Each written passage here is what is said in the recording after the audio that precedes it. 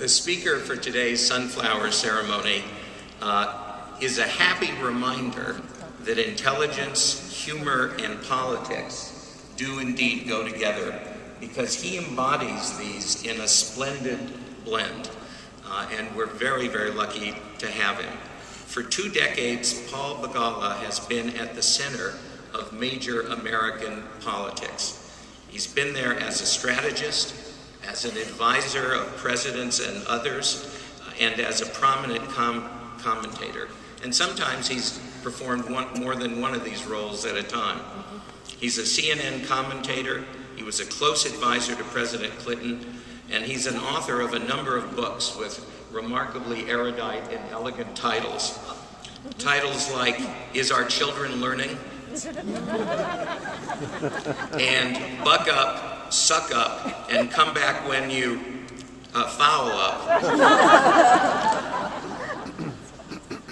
Despite these books, Begala is a research professor at Georgetown University's Policy Institute, and a year or 2 ago was named the Carl Sanders Distinguished Scholar in Political Leadership at the University of Georgia School of Law. Paul is, of course, our graduate, and we're very proud of him.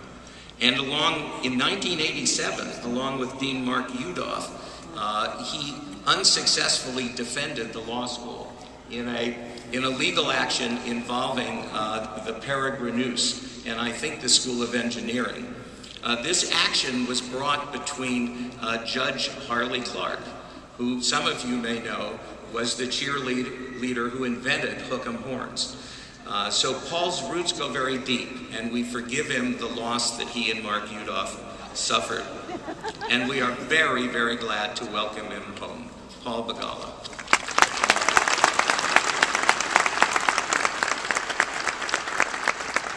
Thank you, Dean Sager. Thank you very much. First, what an honor to be in the Irwin Center. My name is Kevin Durant. I worked as an usher here when I was an undergrad, and so to be here is just fantastic. Glad I'm wearing long pants, because I could have never made it on a basketball court here. But Dean Sager, thank you for that invitation, and members of the faculty and honored guests. Thanks especially to the parents and the families of these law school graduates. You know, my boss Bill Clinton would always say this to me, especially to me. He'd say, you know, Polly, if you ever see a turtle up on a fence post, you know one thing. He didn't get there on his own. Somebody had to put him there. Hey, now that you all are on this high fence post, do thank the people who put you here. But most especially, I do want to congratulate the University of Texas School of Law class of 2010. Congratulations.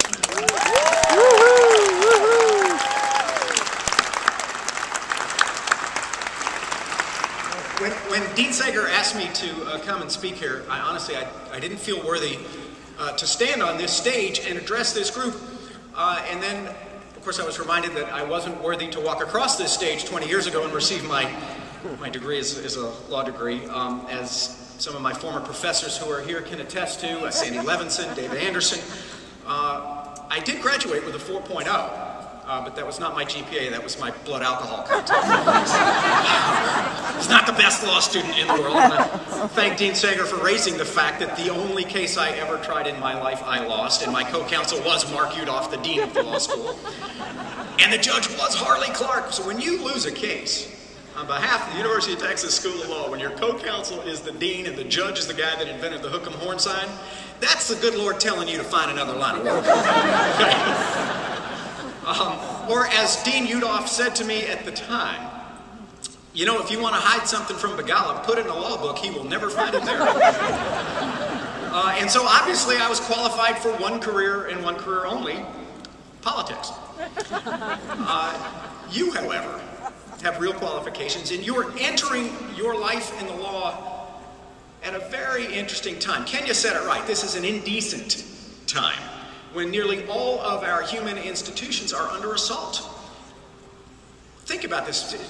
Don't know where to start. You know, if you look at the problems this country faces, you feel a little like a mosquito at a nudist colony. You know, it's like anywhere you land is fertile territory. So start with the business community. Not long ago, our business leaders were lionized. They were titans. And now they are demonized, and in many cases for good reason. Look at Toyota.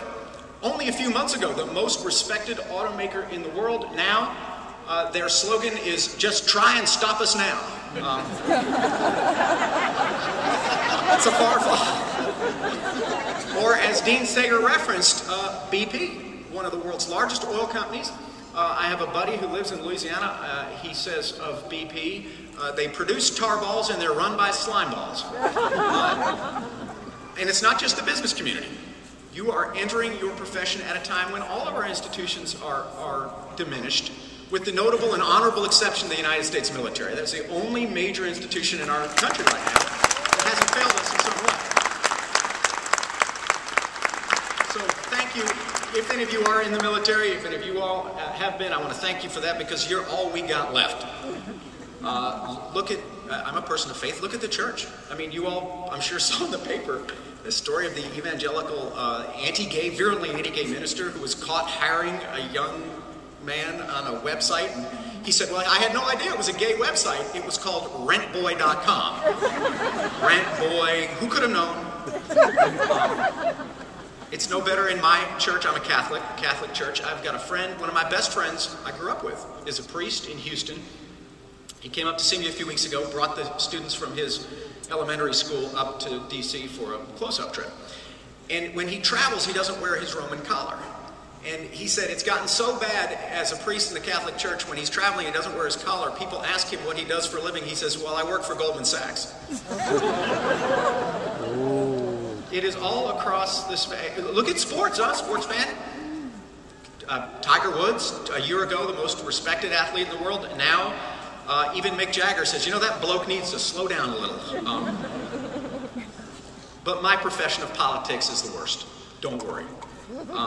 As I'm sure you learned with the wonderful education that you received here, the very word politics and its derivation help us to understand why we Americans hate politics so much.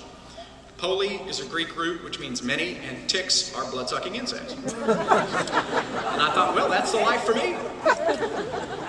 And maybe for you, but I can tell you this, we have set the bar very low for you if you want to get into politics. It's just hard to know where to, but like the governor in South Carolina who had the mistress in Argentina, which is taking outsourcing, I think, a little too far.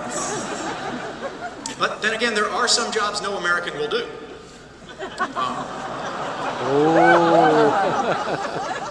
And now we turn to you. Those of you who are going into the law, right? That's been a constant for generations. We love to make fun of lawyers.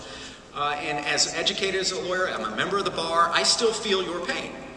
I'm a big fisherman, and I went into a bait shop recently, and I said, I want worms, suckers, leeches, and maggots. And the guy said, well, there's a law firm about 2 miles down the road. And so, you enter this profession at a very difficult time. I wish I could stand here and tell you that this is a heroic time, but it's not.